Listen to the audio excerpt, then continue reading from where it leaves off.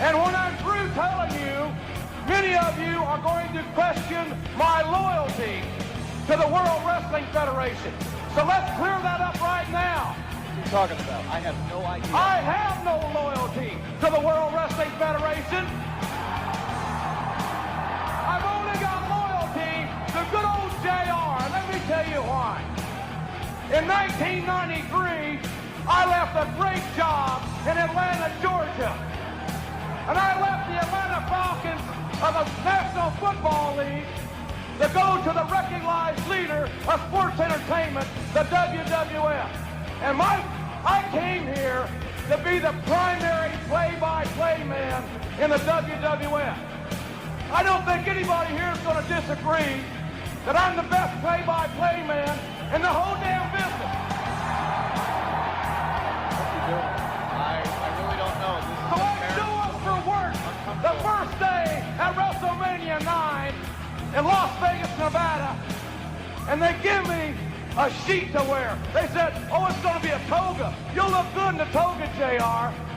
I leave the National Football League for a toga. It's crap. And then, ladies and gentlemen, I go to the first King of the Ring in Dayton, Ohio. And I guarantee you, you listen to that broadcast. I carried the broadcast from ringside. And then did you ever wonder where old JR went to? Why isn't JR doing play-by-play anymore? Let me tell you why. Because the egotistical owner of the World Wrestling Federation, and you know what I'm talking about? I'm talking about Vince McMahon couldn't stand the competition. This is rather unfortunate. So JR disappeared. And then on Super Bowl Sunday in 1994, I woke up with an affliction called Bell's palsy. And my entire left side of my face looked like I had a stroke. You think I like that? You think I like that my left eye doesn't open all the way because I got sick? Well, let me tell you how warm-hearted Mr. McMahon is. Mr. McMahon called me into his office on February the 11th, 1994, and he fired my ass.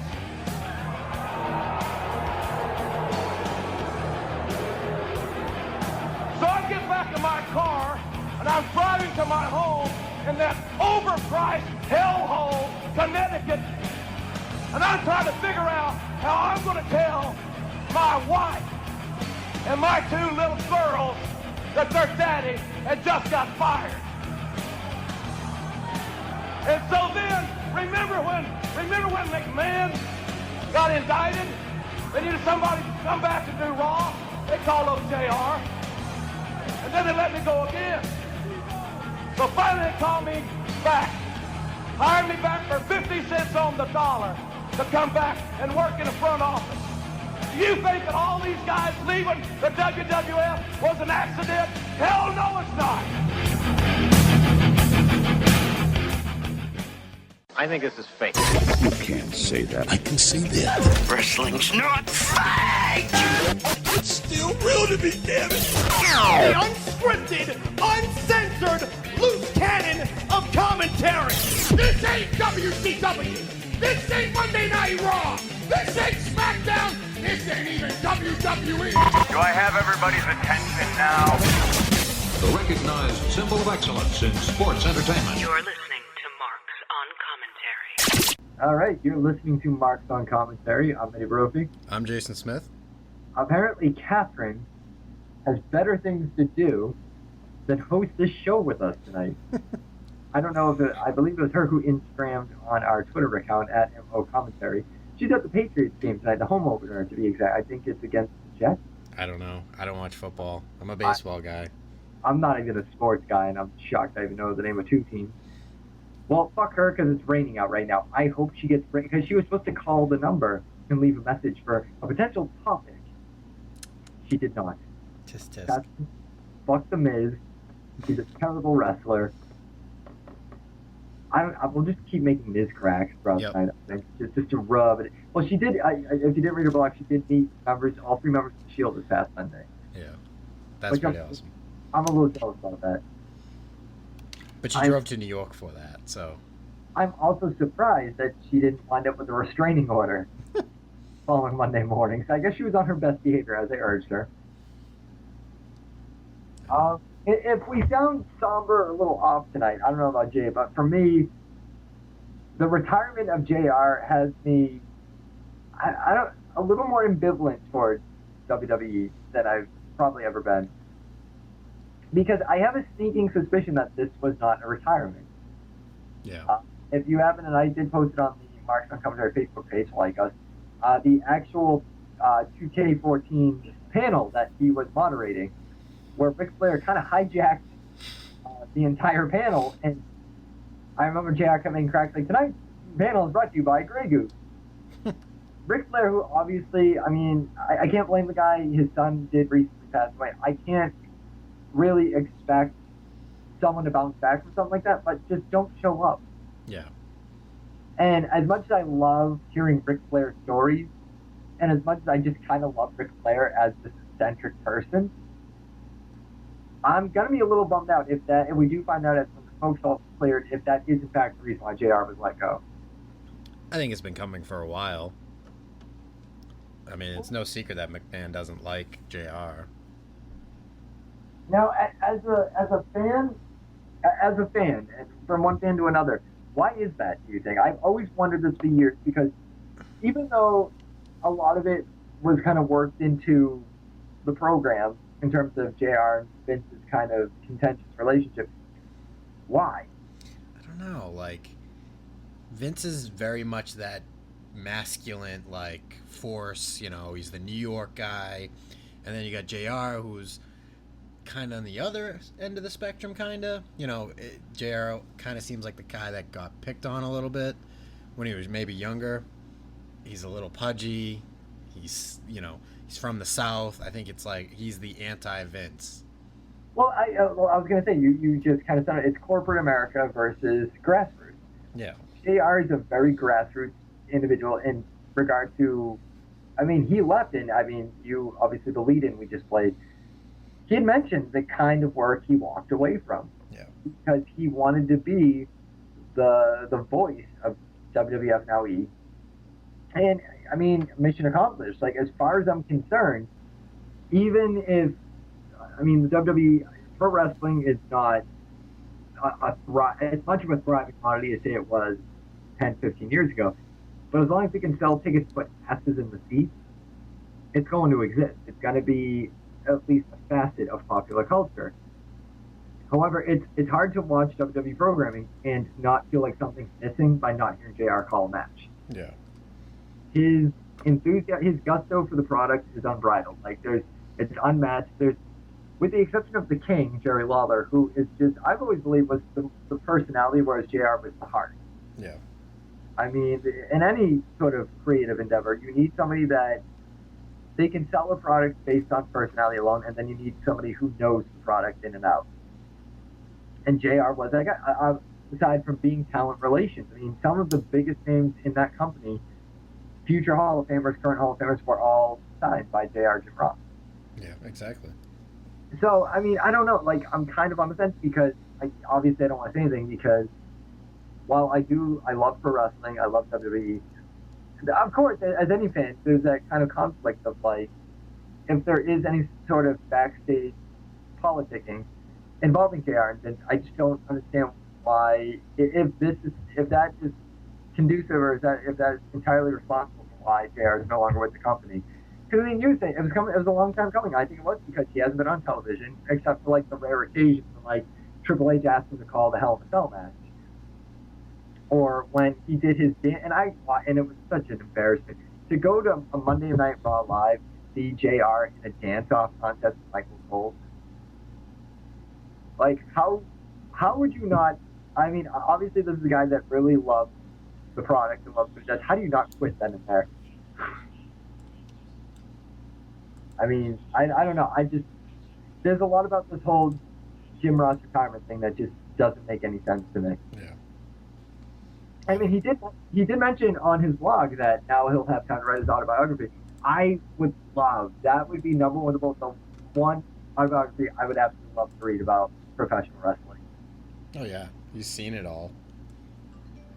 It's not just like he's seen it all, but I mean, here's a guy who was responsible. I mean, he signed Triple H. I mean, there's a handful of stars that JR signed because he saw something in them. Mm. And I do find it rather funny that Twitter was, with the exception of Triple H and a few others, Twitter was really quiet in terms of superstars reacting to the news. I mean, is there a sort of maybe a gag order on their superstars? Because normally, I mean, I remember seeing a photo of Jericho at a Twitter meeting. Like, this is how they were kind of, told to conduct business from now on. It was, we want you to create a Twitter account and we want you to reach out and communicate with our fan base, the WWE Universe. That, to me, as big as Ed retiring, and he did return on Monday, which I thought that was great work. Yeah. Why was this not one of those things for every boy in the locker room? Why didn't everybody have something to say about it? Maybe they're scared to. I don't know. You get backlash. I mean, what was his name? JTG, when he spoke up, he kind of got shit on. Like, I don't know. Well, Dolph Ziggler even. Dolph Ziggler. Yeah, there's another I didn't hear the interview. I never got a transcript. I only read a rumor about it that he had said something on a radio program, and next thing I know, he's jobbing again. This is your former world heavyweight champion, and I mean, I got some tips with people on Twitter about this because obviously, I mean, Dolph Ziggler, he's not for everybody, but neither is John Cena. I mean, so I don't take it too personally because I personally am not the world's greatest John Cena fan. I mean, our listeners know this by now, but so it's not uncommon for wrestling fans to kind of argue over who deserves the title, who brings prestige to a title or not, but you can't argue that the guy's got serious talent. Exactly. Why are you booking him this way? And I had mentioned to someone that's where the backstage politics, I mean, I tweeted that clip, pump the click, click, click, like, I don't know. I guess for me as a wrestling fan, and there's another question I'll get into in a minute here where we do have a caller from. We did have a caller from JR, but do backstage politics, do they work in terms of progression of a product, or do they just completely ruin it? I don't know. Like, you can't argue that, like, yeah, Triple H puts himself in all these matches and stuff like that, but a lot of the time they're entertaining matches, so. And I don't have a problem in the world with it. I mean, if you have a guy who's really good at, I guess, I don't know, just working it backstage and getting, I mean, that's another thing. Like, you could argue, like, well, Triple H got all his friends, these giant pushes and whatever. Yeah, but he got some really talented friends, some good pushes. Yeah. I mean, the clique consisted of Kevin Nash, Razor Ramon, Shawn Michaels, Triple H, 1, 2, 3 Kids, Sean Waltman. I mean, those are all talented guys, so I can't really argue with the fact that they're all friends and they're all kind of helping each other out. At the same time, you have these really talented guys, but you also have that many more other talented guys that are going to push down the mid-card because of these guys. Yeah. So, I mean, it's hard to say. I mean, I'm still shocked, maybe like most fans, or maybe not at all, that Vader was never a WWF champion. How did Vader, of all wrestlers, never hold that title at least once? Well, I mean, I guess he didn't work well with Shawn. If you ever seen that SummerSlam match and the part that Vader fucked up and Shawn's yelling at him in the middle of the ring. So. Well, we talked about Shawn Michaels' behavior before. I mean, again, he is the icon. He's the showstar, or whatever you want to call him. He's a phenomenal talent. But there are stories I've heard about Shawn Michaels where even I'm like, are you serious? Like, you're great, man. Don't get me wrong. You're great. But, I mean, there are a handful of guys who are wrestling actively on that roster when Shawn was working his way up the ranks who could have just as easily held that title and been just as much of a viable commodity as Shawn was. Yeah. I mean, again, how was Ken Shamrock? How was he never a WWF champion at one point? Timing. Yeah, he's another one that, I mean, I don't think now would I want to see Ken Shamrock back in the ring, but definitely in '99, I was really shocked that, like, he was kind of slumming with the Intercontinental title. Yeah. And I had a next door neighbor who was an indie wrestler. He wrestled under the name Slater. I remember I was serious. I was probably 11 or 12 at the time, and I said, "How come Ken Shamrock? That's the only belt he goes after?" And he had kind of very matter of fact, well, Ken Shamrock's not any good. And it's like, I didn't believe that for a second. Maybe he's not good at being sycophantic, but he was a good, entertaining performer. Exactly. I mean, I don't know. I guess 978-276-9418. Think of any wrestler who you've loved and you've thought, like, man, how come they were never as big as they could have been? Yeah. D'Lo Brown is another one for me. Oh, especially SummerSlam in '99 when he held both the European and Intercontinental titles. And then when he won the European title back at Unforgiven, essentially a title that was handed to Mark Henry. Mark Henry didn't even have to win it. He just was like, when Shawn laid down for Triple H in the ring. Yep. And again, that's another thing. Like, I joked with someone about that tonight too, about the U.S. title. Like, it's just, everyone keeps talking about bringing prestige back to titles. Well, it's hard. Like, going back to Dolph Ziggler and stuff when he was handled the World Heavyweight title the first time. Like, who wants that? Like, who wants that on their resume or in their credentials? It's like, yeah, I had this. It was handed to me, but I had it. Yeah.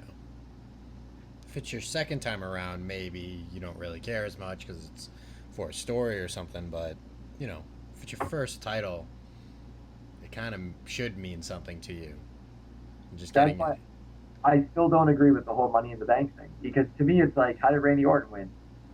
Daniel Bryan got pedigreed by Triple H, and Randy Orton went in for the cover. And I realized that's how Edge even pointed out on Raw. That was how he won his first WWE Championship. But what's honorable about that? I mean, again, it's scripted, fake, professional wrestling, but does it not kind of sully all those great moments where you had these epic matches where someone pinned 1, 2, 3 or got a submission?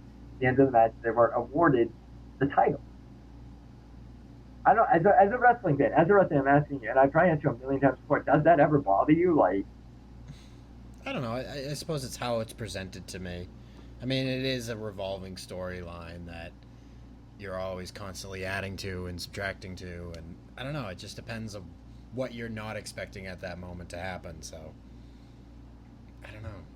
I don't know if it sullies like a hard-working match that comes across great, and then somebody just steals it away. I don't.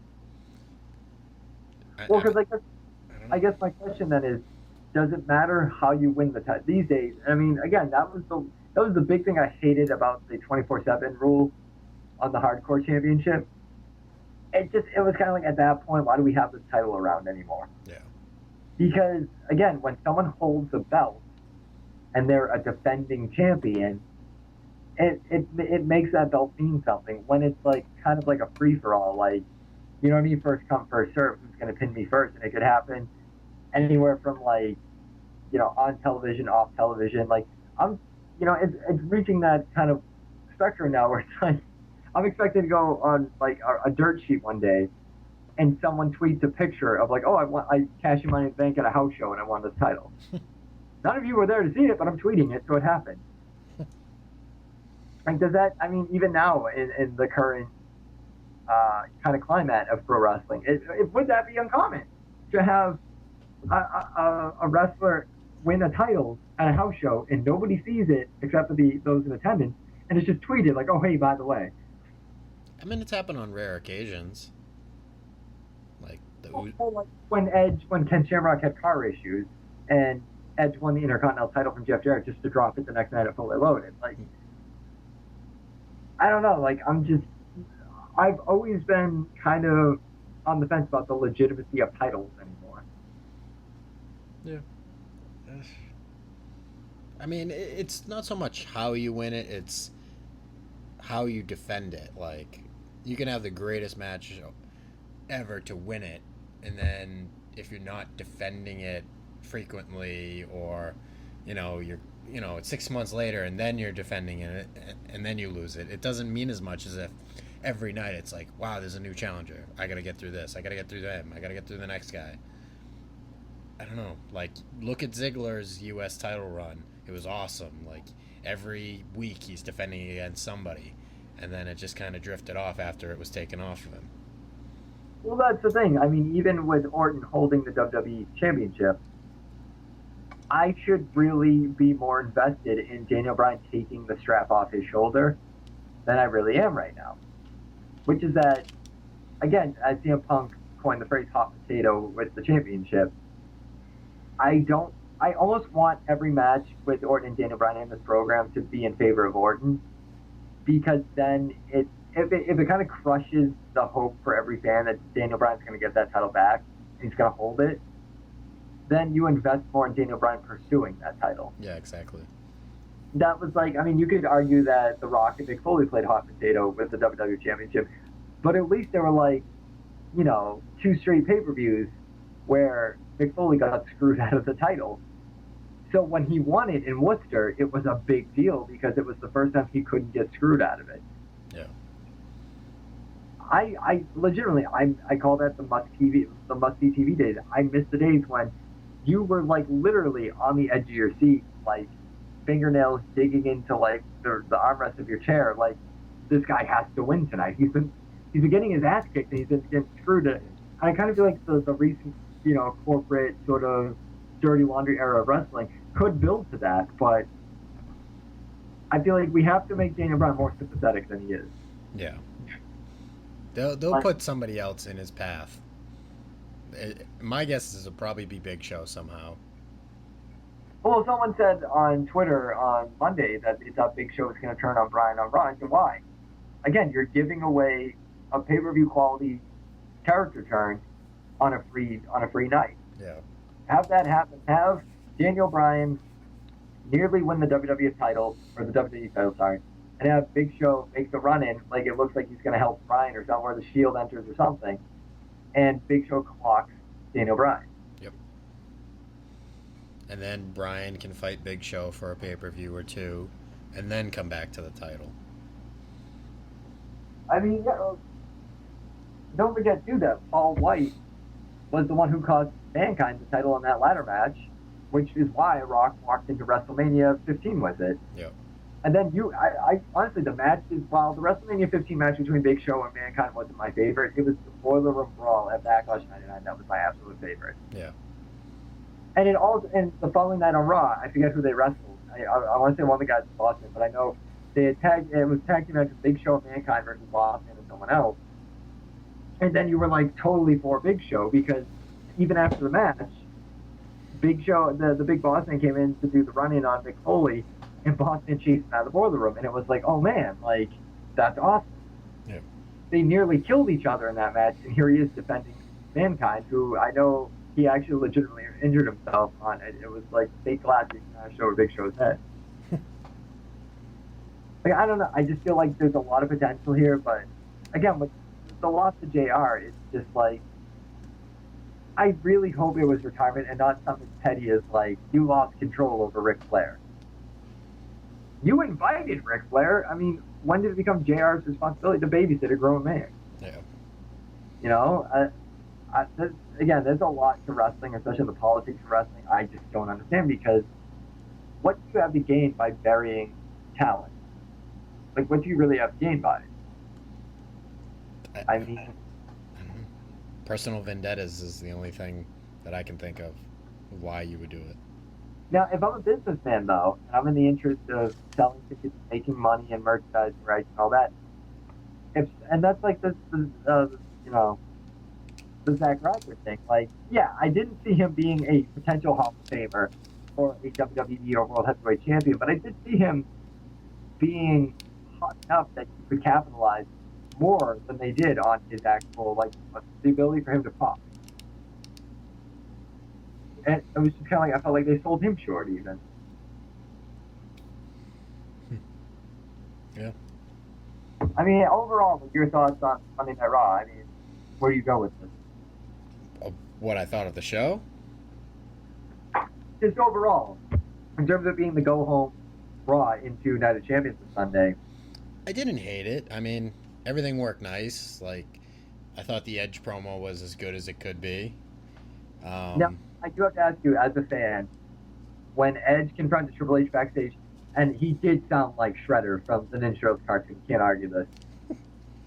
His angry voice was Turtles. Like, he sounded like Shredder. How... I hate using this word because I do hate the word. How badly did you kind of mark out when Edge had said to Triple H, God, I wish your doctors would clear me so I could just beat the crap out of you? I mean, To me, that's the one feud that should have happened at some point that really never did.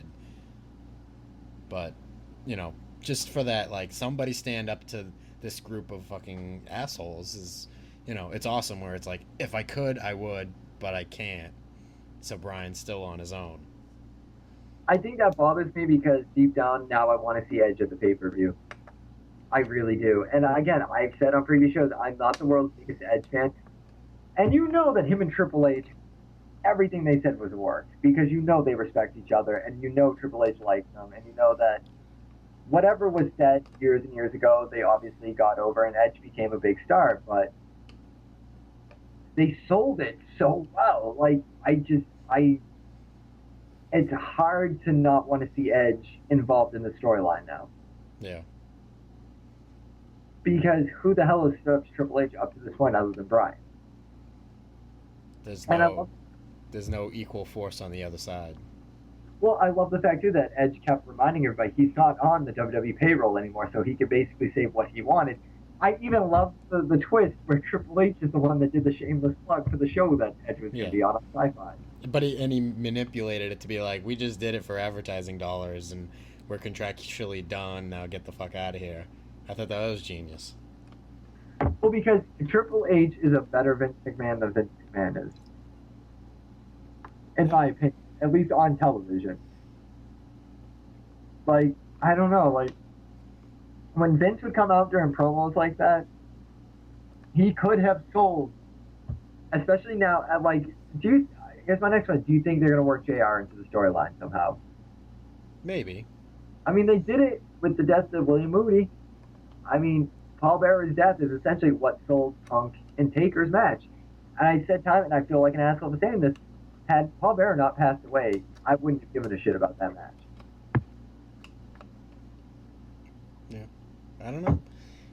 It's not really Bryan's deal. Like, he's not really the promo guy to be like, and you fired JR, and even Vince isn't really involved in this storyline that much right now. It's kind of the Stephanie and Triple H show. Well, I mean, on television at least, Triple H, I mean, regardless of how you know they feel about each other backstage, Triple H and Stephanie have never liked JR on television. Yeah. There's just a lot of stuff and a lot of rumors and a lot of stuff like that it's hard. As a fan, it sucks to be a fan and have dirt sheets accessible to you, even more so now.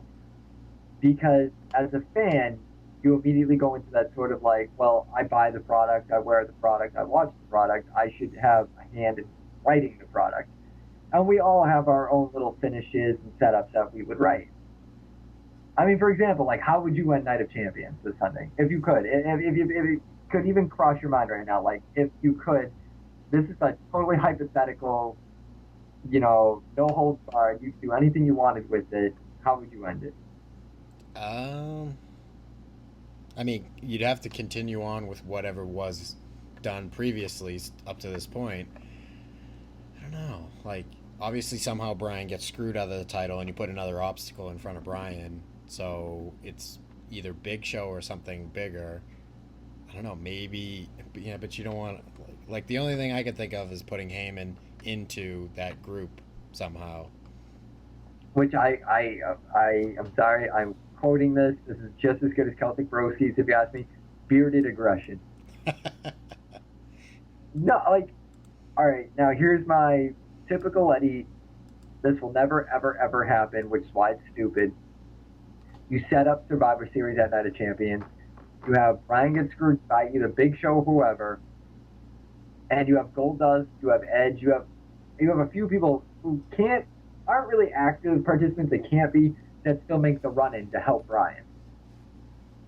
Or you have one completely shot out of the cannon superstar to show up out of nowhere and save Bryan, and build your alliance now for the big payoff at Survivor Series. Which, Survivor Series, to me, that should be the big payoff pay-per-view.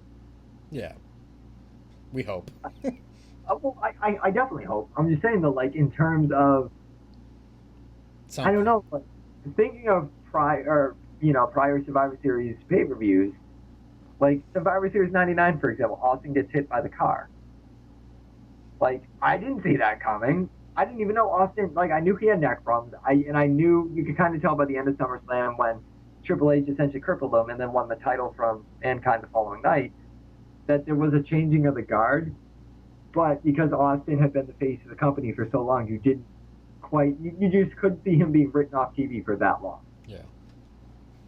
That's how it's, and the same way that I'm sure fans felt in 97 when Brett got screwed, or 98 when The Rock was the ace in the whole time, despite the fact that him and Vince had this very back and forth contentious, like, I don't want The Rock to win, and sure enough, they had been on it the whole time, and the real person who got screwed was Mankind.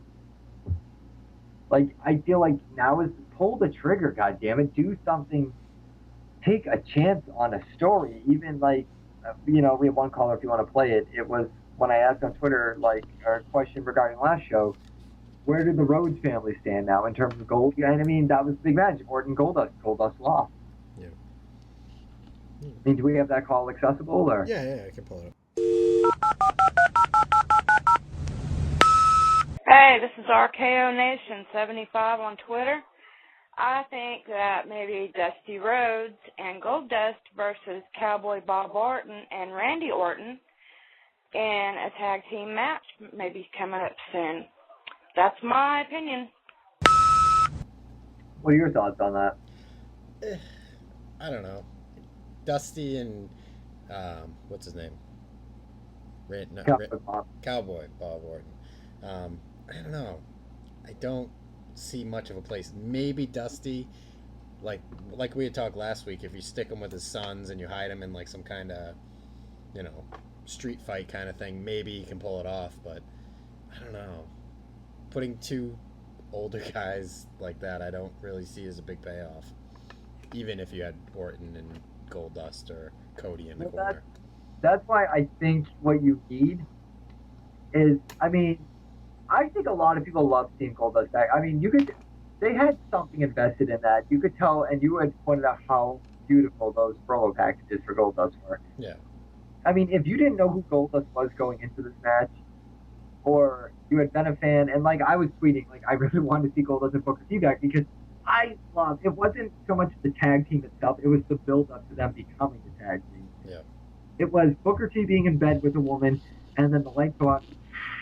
Oh, no. It was just, that was one of my favorite promos. And then Booker T turned the lights on, and there's Goldust in bed with Booker T and his woman. And it was so awesome because it was so out there. And I've never met Dustin Rhodes. I've never spoken with the man, but sometimes I want to ask,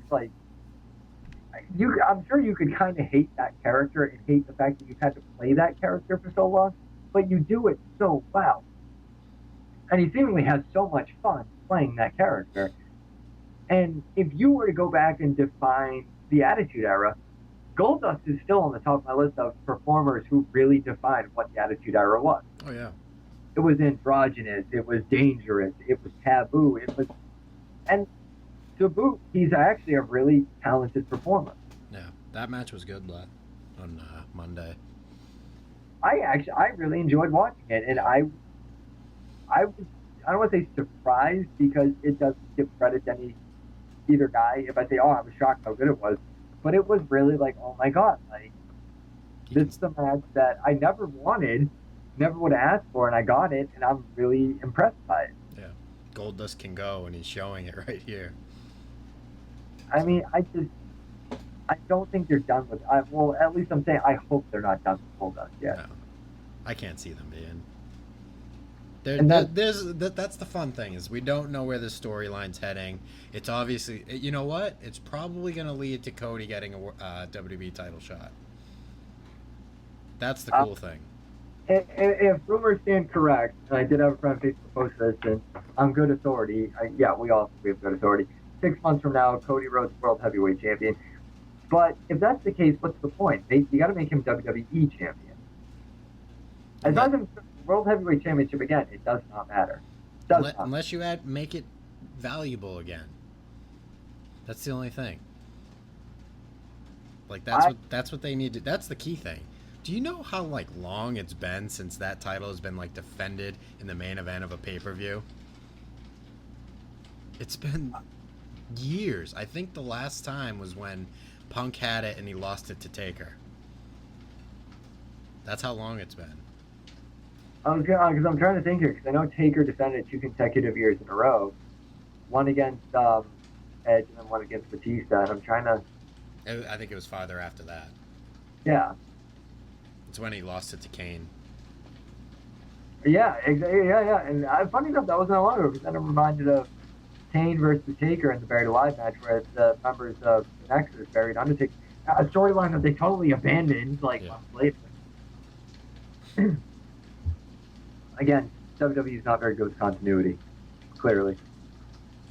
I don't know, like, there's just so many scenarios with the coming pay-per-view that it's just like, please, and you know they are, but please, you're without Cena. You have no crutch anymore. There's no reason why this pay-per-view should not have to compensate for something. Yeah. And I know a lot of wrestling fans are going to get pissed at me for saying this, but the company has no choice but to compensate for the lack of Cena. Oh, exactly.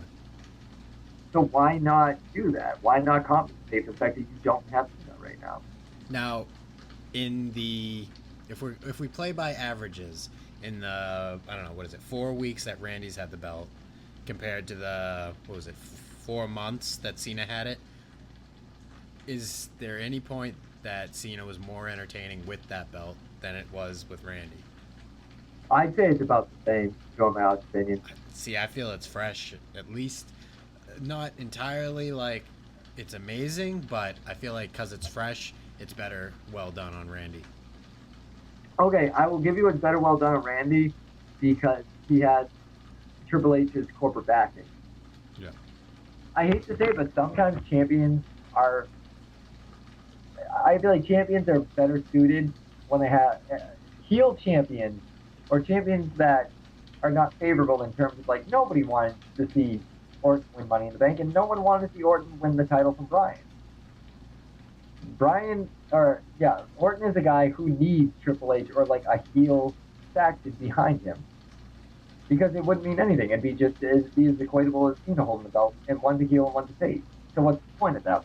At that stage, it doesn't matter if you're a heel or face if you hold the belt. If nobody likes you, it doesn't even matter. I'll give you that it is a little fresh in the sense that there's a very interesting, intricate storyline behind it. Orton doesn't fascinate me. Yeah, I don't know. I mean, I would say that, like, again, I don't know, like, he's definitely fresh, but you could have even just plucked a guy like Ziggler out and said, we're going to make you heel, we're going to give you the WWE title. We're going to make you do things that you probably don't want to do, but trust us, it'll pay off in the end. True. But again, maybe because Orton is so unlikable at times that he was better suited for this role than say someone like Ziggler. True, but you also have to add value back into your superstar too, and I think putting the title back on him helps do that. You know, you can't. Orton can't be the guy on the roster that held the title. He can't become Kane. No, you can't. You held it very early on in your career, and then you went decades and maybe had a run with the other title. It doesn't equal the same. Like, you have to reassert value into your superstar and put him into main event positions. All right, I'll throw this at you. I'm on WWE.com right now. In the Who Win poll, it's 43% Orton against 57% Daniel Bryan. Can I tell you, in a WWE title match, I am just completely dumbfounded and, like, spellbound by the fact that this is almost evenly numbered as opposed to Cena holding that belt and it almost being like 80-something% favorable of Cena versus whoever the fuck Cena's wrestling. That to me speaks volumes. And the fact that it could still be, as much as I want it to be a little predictable, it's still unpredictable. Yeah. Like, I want Orton to retain because a lot of people can say, like, well, why would you want that? You hate Orton. That's exactly why. It's the same reason I missed when Triple H won the belt from Mankind and held it until Survivor Series of '99. And anytime Triple H had that belt, I hated him even more. Even though, to be honest with you, the World Heavyweight title never meant more as it did when Triple H held it. Yeah. Because you hated him for having it. That's the thing that I'm hoping he injects more of in this storyline. I love Triple H when I want him to get hit by a car. I hate him when I want him to fall down a stairwell and break both his legs. Like, he is, as a human being, I'm sure he's as good as they say he is, but as a performer, as a character, you love to hate him. And sometimes, like, I would love to interview Triple H on the show, sit him down and be like, how the hell do you do that? How have you been able to create one of the most just resented figures in sports entertainment? Like, I hate him at times. To the point where I almost gave up watching wrestling in 2000 during the McMahon-Helmsley era because I hated the guy that much. And believe me, there were definitely times when I was, like, on the verge of tears when a Raw ended and Undertaker didn't come out to bitch slap him. Because that was the thing. As a fan, Taker walked out. He took his ball and he went home, and we got stuck with we had no Steve Austin. Now we had no Undertaker. It was The Rock and Mankind. Yeah, exactly. That was it. And clearly Triple H was the favorable suitor for that belt because they gave Big Show the belt. One of the worst, among other horrible matches in WWF or WWE history, was Big Show versus Boss Man at Armageddon. To the point where the fans were chanting boring the whole match. Yeah. Which does, I don't mean to jump around here, it does lead me to another caller where I'd asked on Twitter, does a crowd make or break a match? Reaction definitely helps make a match or break a match. If you go back and look at the Raw after WrestleMania, the Randy Orton-Sheamus match wasn't that bad. It was actually a good back-and-forth match. But because the crowd wasn't into it, I wasn't into it. The crowd definitely has a big part in any match. I know, I agree with him because the emotional investment in Boss Man Big Show at Armageddon, there's no reason why we shouldn't have loved to see that match. I mean, when Big Show showed up at Survivor Series, he took out Boss Man's entire team by himself. He took out his own team so he could go take care of Boss Man's team by himself. He felt vindicated when he finally took Boss Man out. But when he won the title at the end of the night and then he went into Armageddon with the title against Boss, nobody cared. Yeah. Maybe it was because at that point the storyline was over, and it was a really good storyline. Big Show's dad dies, Boss Man fucks with him. I mean, again, he drove away with allegedly the Boss Man's father's casket. Like, that's as heel as you can possibly fucking get. But nobody cared, because the crowd didn't care by Armageddon. Yeah. And sometimes I kind of feel like that was because the McMahon Triple H match almost overshadowed the title at that point. Sometimes that happens, though. That's my point, though. Like, you say all the time, you got to bring prestige back to title. You have to make the title mean something. Sometimes I kind of feel like you got to prioritize. Like, all right, because you can tell that pay-per-view they did not care about the WWF title, but does that mean they didn't care about their champion? Yeah. Because, I mean, Triple H could have walked in Armageddon with the WWF title, defended it against Vince McMahon. It could have ended the same way, and you could have hated the guy that much more. Because not only was he still the champion, him and Steph are in on screwing Vince again. I don't know. I'm just kind of, in terms of this card, though, I'm looking at this card now. So we've obviously talked about Orton, CM Punk, and Kurt Axel, Paul Heyman. Ugh. I'm over it. Yeah, I'm ready for this feud to be done. Unless we get Brock Punk too. But that seems very far off. And, you know, somebody had pointed out to me that Brock only works, or his new contract signs him up for 3 matches in the span of a year. And he had the one with Triple H in the cage.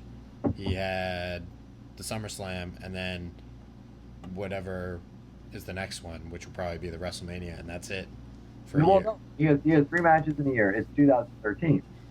Now, if that contract carries over to 2014, 2013, you got 2 matches, then you have 1 more match at the Survivor Series. Because technically, Royal Rumble falls into the next calendar year, which is 2014. So they always say, like, oh, it's 2013 Royal Rumble, whatever. Yeah.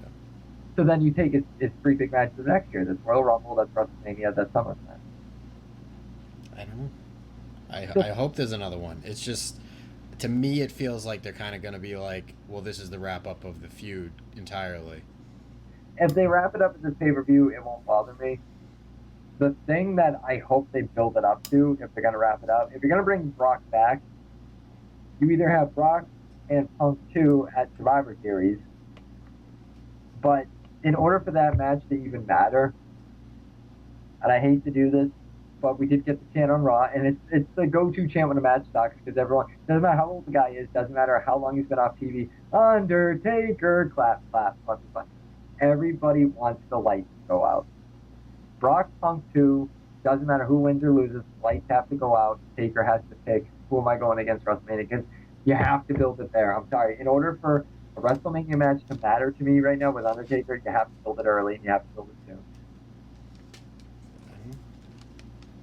But we've talked about it before. Would it matter if Brock and Taker happened this year? I don't think it would. I personally don't want that match this year. I think there's other things you can do with both those guys that don't need to, they don't need to come near each other on the WrestleMania card. Well, again, I think, for me personally, I want The Undertaker to retire. I want the big retirement match, and I think the big retirement match has to do with Cena. Yeah. He's the guy. That's the match I want to see. That's what's left for Cena. Like, really, what other big match is there for Cena? No, you even said yourself, if that's the match for Cena, that's also the match for Taker. What's left for Taker? Yeah, I don't know. He already went through the last two Attitude guys. He's never beaten Brock, though. That's the only last hiccup you could possibly try and sell. I think there's only two matches left for Taker, and it's one of those two guys, or those two guys. But if it ends at 30 and that's it, I'm okay with that. I believe it or not, ladies and gentlemen, this is big coming from Jason. Because if I know anything about Jason, we're big marks for Taker. I think, in terms of all-time favorite wrestlers, for me, I think I can speak for you and say Undertaker's on your list. Oh yeah, definitely. If he's not number one, top 5. Oh yeah, I mean it's so hard to pick a number one because it fluctuates with time, and you're like, well, I know I like this guy, so. Well, that's a great question too to ask people. Is and again 978-276-9418 or at MO Commentary on Twitter. How do you pick a favorite wrestler? I think is the question I really want to ask here. It's like, because you just said yourself, you summed it up beautifully.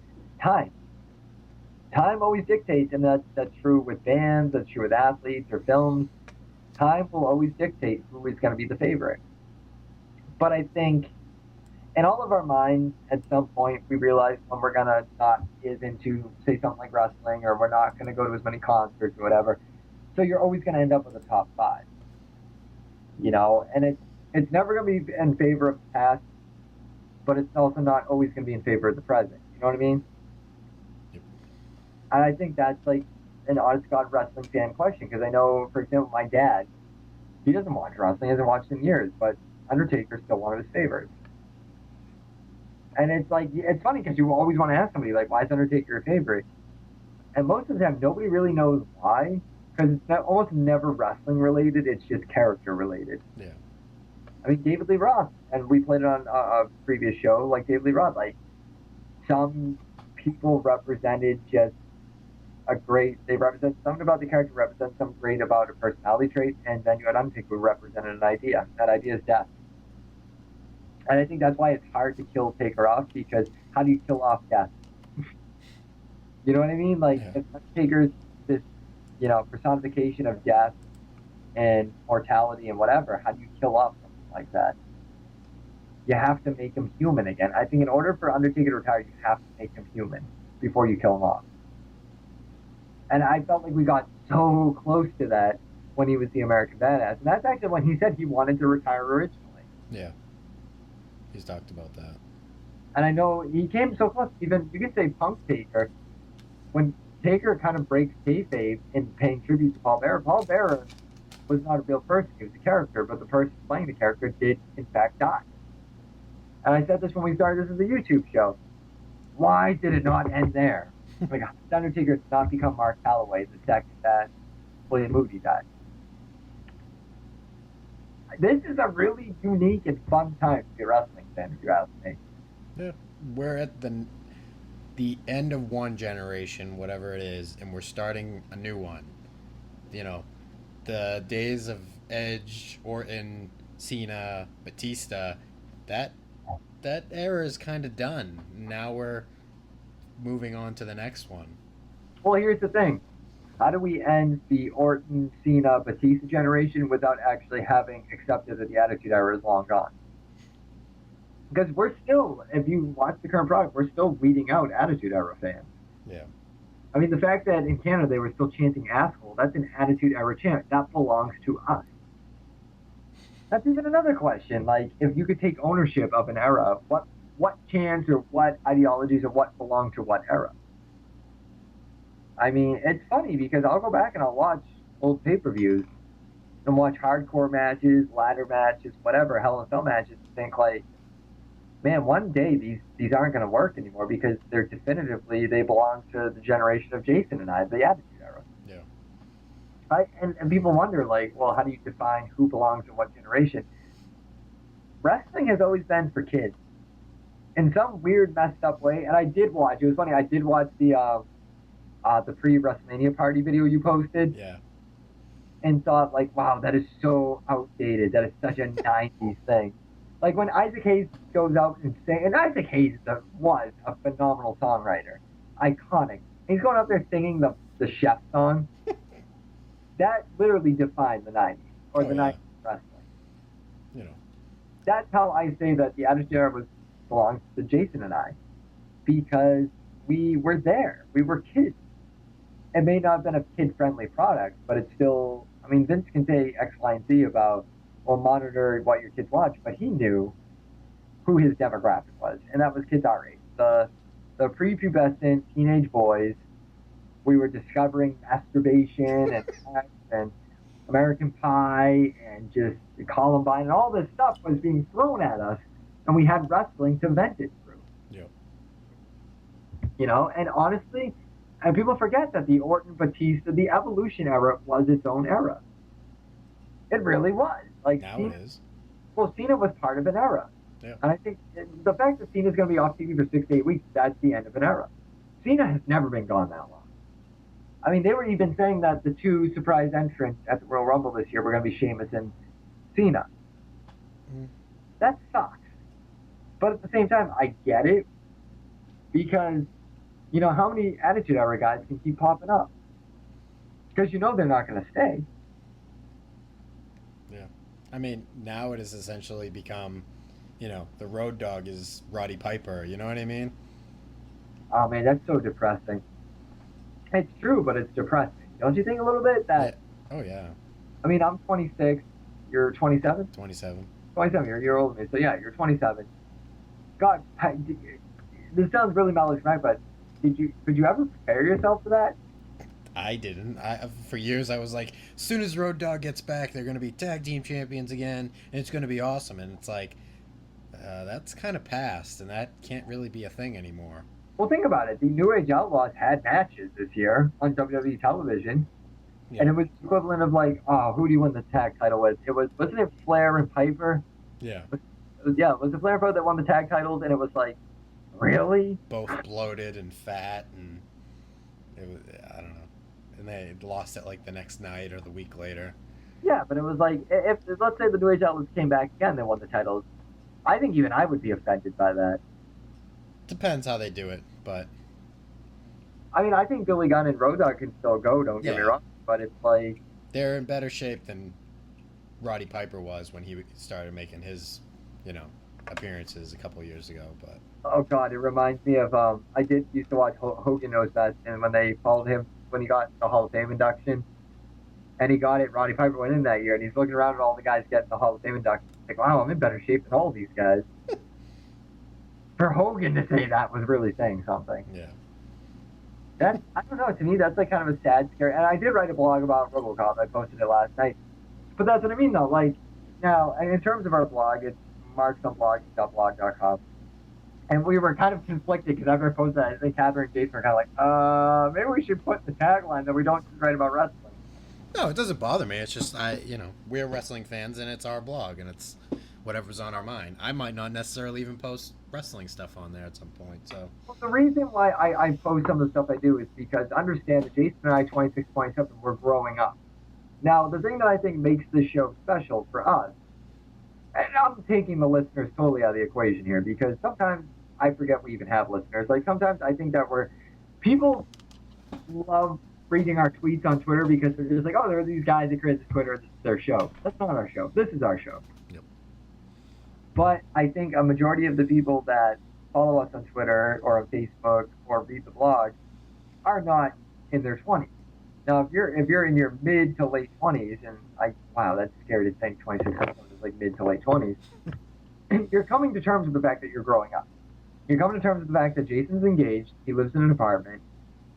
I'm hoping to get there someday. But when you turn on the television or you go to the movie theater and you're seeing, like, again, the New Age Outlaws, they're older. They're in their 40s, 50s.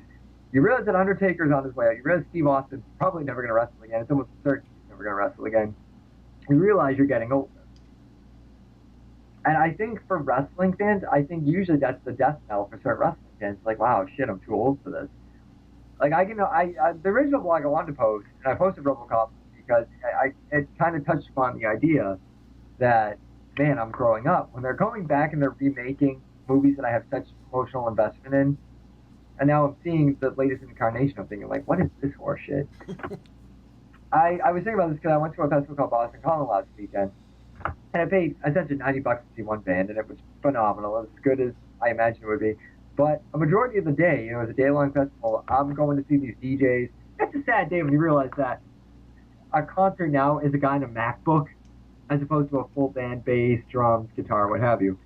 I remember being in the pit for one DJ, mind you, a man on a MacBook, and all these kids blowing pot smoke in my face and kicking me in the head and thinking, I'm 26, I'm too old for this shit. I told, like, the Lethal Weapon, like, I'm too old for this shit.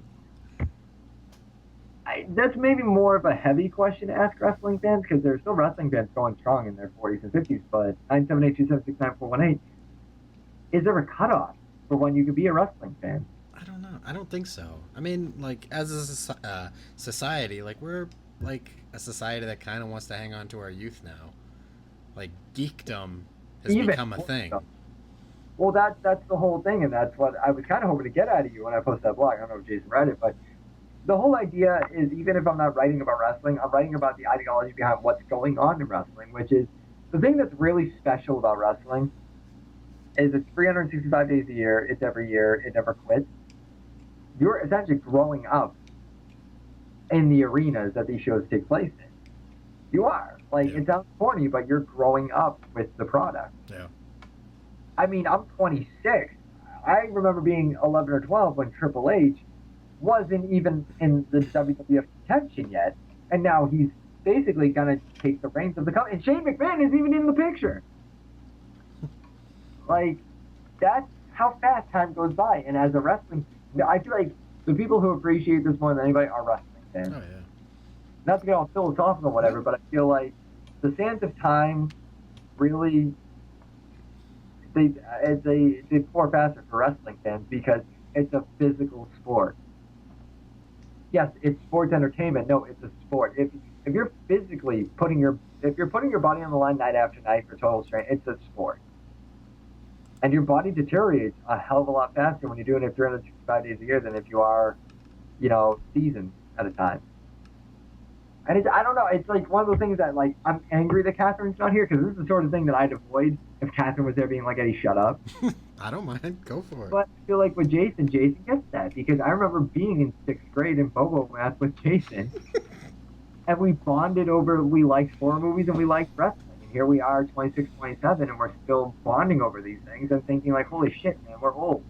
You're engaged and have an apartment. I'm trying to get out of mom and dad's house, and we're doing this podcast, and we're realizing night to night, or week to week rather, on Monday Night Raw, like, oh my God, man, like, it's over. The Attitude Era, not only are we there for the extinction of the Attitude Era, but it's like the era that we shouldn't have any connection with. That's almost over too. Yeah. And it's an intense, but it's an interesting kind of sociological thing. Like, it's kind of cool to see that. Yeah. In terms of the show, we didn't really have an itinerary, I'll be honest with you. And I'm kind of sitting here being like, I don't know if Jason even was like, I don't fucking know, just let him talk. But it's weird because I feel like there's almost a point where sometimes I'll watch a pay-per-view with Jason and think, like, what is going on? This is a genuine wrestling fan. I love wrestling, but I do not love wrestling as much as Jason. To watch or read some of the stuff he does, I gotta wonder sometimes, like, can you ever picture yourself not being a wrestling fan? I don't know. It's weird. Maybe later on, but I don't know. Right now, no. I mean, I think that's the fun of wrestling in a really morbid, depressing way. Is like, you watch wrestling in the back of your mind. It's almost like one of the wrestlers getting into the ring. Is this going to be my last match? You know what I mean? Like, as a fan, have you ever wondered that? Like, you watch pay-per-view, like, is this going to be my last pay-per-view? No, but I'm sure I'm going to morbidly think that in the future. Well, I'm just saying, though. I mean, it's that's the kind of thing that I think is awesome about wrestling, though, because you just don't know. Yeah. You don't know. I mean, I don't know. Like, not to totally take this conversation away from you and take the show away from you, hijack it, and be like, it's all philosophical now. But again, just seeing like Goldust back in the ring on a Monday Night Raw, that's heavy to me because it's like, oh man, like Goldust wrestling Orton. Exactly, and then it's like the new kids. It's like, yeah, I had this. This was one of my guys, and you see how awesome he is. Like if he had gone out there and stunk up the joint, it would suck. Where you're like, well, I guess he wasn't as good as I thought he was. But the fact he went out there, performed well, was that character, he did it perfectly. Well, I think you gotta think too from his point of view. I mean, Austin said best in that DVD when he was talking about his last match with The Rock. I can't do this if I think Stone Cold's gonna stick up the joint. The same way that Taker said in interviews, like the second one of the younger guys in the locker room says Taker, you gotta hang it up. That's the day you realize you're over. Yeah. I mean, the fact that Goldust or Dustin Rhodes could still go out there and perform, but it was cool too because it wasn't like he took it for granted. Like you knew, even if you've never met the man or talked to him, you knew when Goldust got out there and he got that pop and he was that character. Although you knew how much it meant to him. Yeah. Like he had to sell that character.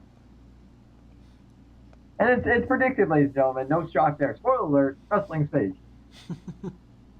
Goldust or Dustin Rhodes knew he was going to lose that match. But, man, if you're going to lose, that's the best way to lose. Exactly. So, I don't know. I don't know where we go with the show right now because I kind of feel like this was a heavier show. Because what I want to get out of our listeners or even out of our tweets is, like, if you listen to the show, you obviously are listening because you're a fan. And it's kind of like, you know, you're at a bar, you're by yourself, or you're with, you know, your girlfriend or your friends or whatever, and you're kind of looking around the bar and you're thinking about your life, and you're thinking like, oh wow, like, you know, how did I get here? Why am I here? What am I doing? Sometimes when you're a wrestling fan, that's kind of how I feel. Like, the product has survived for so long that you're kind of wondering like, man, how do we keep doing this, you know? And of course now I'm you know, trolling on Twitter. And Jason's asking for fans about Twitter, and he's posting an Undertaker shirt, and Logan Landers, still not a better shirt than the Transvestite World Order. I am giving you that to you. That is your shirt, too. That is your wedding gift. And I love the fact that at least we have one listener who's just like, he gets it. But, I don't know. 978-276-9118. I don't know if the show bored the shit out of you. I mean, do we have tweets that we can read this week? Logan Landers actually tweeted in with one. I can't find it, but essentially was if you could make a dream three-man announce team, who would it consist of? Oh, I think I already know yours. That's why I want to hear yours. I don't know. I'll let you go because I got a decent one then. Oh, man. CM Punk, Jim Ross, Gorilla Monsoon. That's pretty cool. That would be interesting. I don't know. Like, that to me, like, it's been the thing of who was so good on the mic and had to be those three. I don't know. I do. They're all good for different reasons. I mean, what do you got? It's more or less an experiment to see how it would play out. I would put Joey Styles in the middle, Paul Heyman on the right, and Jim Cornette actually on the other side. You know why I like that one and why I love that one? Because they were so unappreciated at their time. Oh, yeah. But essentially you have like, well, Joey Styles wasn't really a heel, but you have essentially like 3 heel commentators. You know what I think would be cool, actually, and it would never work because there'd be too many cooks in the kitchen? A heel commentator table and a face commentator table. Just to see how all 6 of those guys play off each other. Well, they did, what was it, the ECW versus WWE thing. I think they had 4. That That's about right. That sounds about right to me. Yeah. I think it was Lawler, King, Lawler, JR, Taz, and Styles. And I think, if I recall, it was pretty fun listening to all of them bicker at each other. I think that's the thing about commentating too is like, all right, now here's the thing: 978-276-9418. And Catherine's not here, and she'll probably yell at me because I did plug the blog. I should plug the contest we're doing. You know, what's in the box. Think of a creative way on YouTube to promote our show, which you won't. You're all lazy. You're too busy not showering. Yeah. Well, let me tell the fans right now: no one submitted. So if you submit something, you're probably gonna win. So why don't you be that one guy that gets the free shit? You know what? Normally this is like bad press. I'll agree with Jason. Literally, if you're the one person that makes a video, I don't even care if it's creative. You could be farting on a snare drum for all I care, and just saying Mark's on commentary.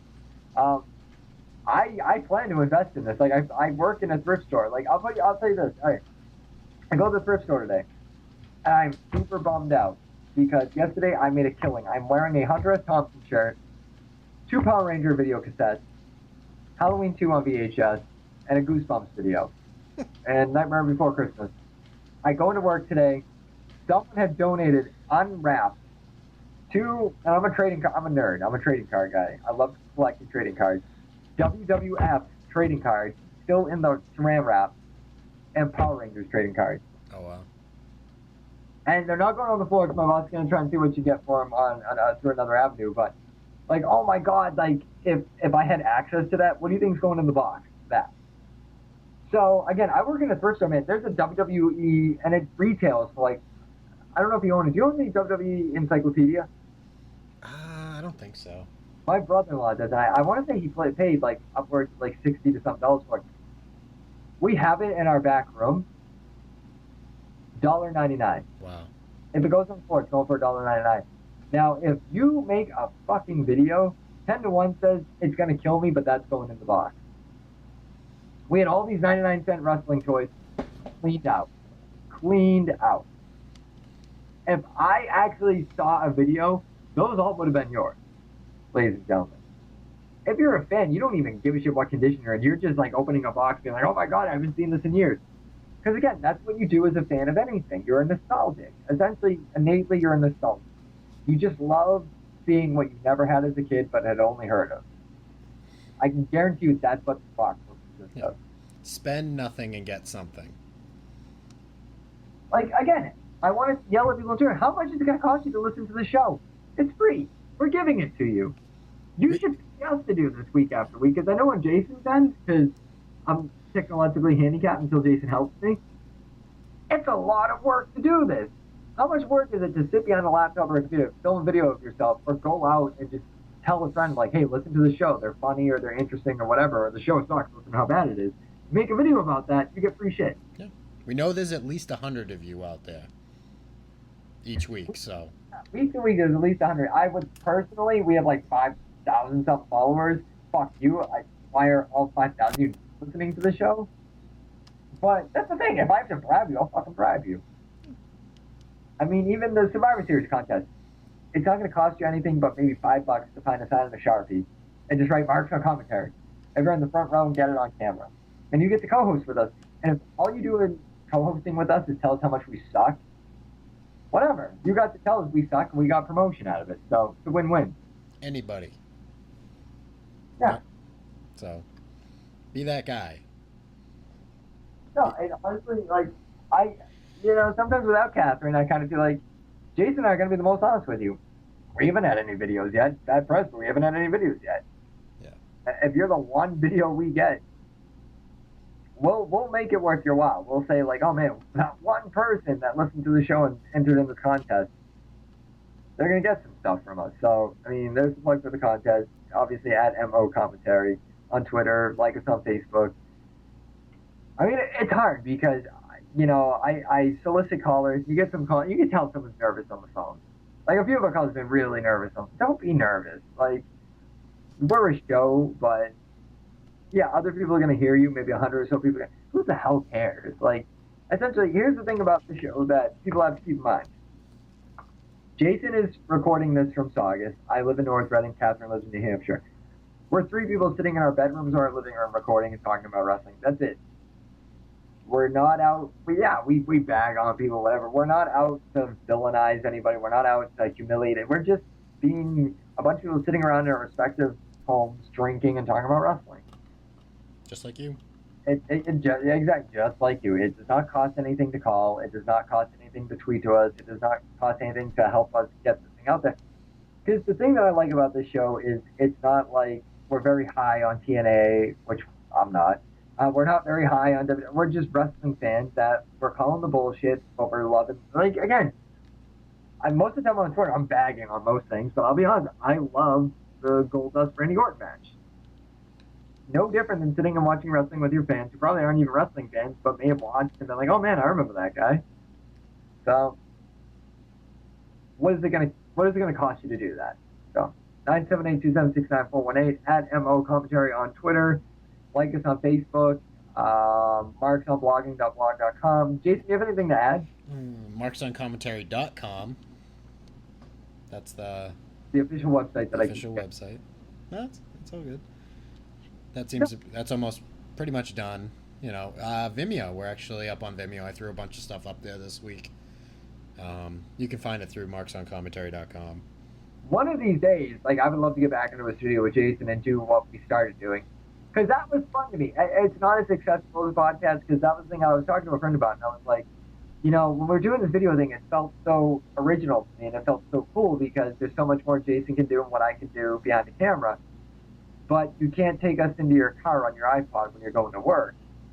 But there's still that part of me that's like, oh man, I would love to put on that blazer again, get back in that studio, and just do the play-by-plays and stuff like that. But obviously, we have to do what works right now, and what works is this podcast, hopefully. So yeah, we've thrown out ideas of some things. We might be doing some stuff very soon. And again, it's all up to you guys. I mean, whatever you guys, if you're listening, whatever you want to see here, because it's not like we're doing it in vain either. We're not doing it to boost our own egos. Like, I would love to build a community around the show. Not we're fans of you. No, we're a community. We're all Marks on Commentary. So, that's my deep thought of the night. I'm Eddie Brophy. I'm Jason Smith. We will see you next time.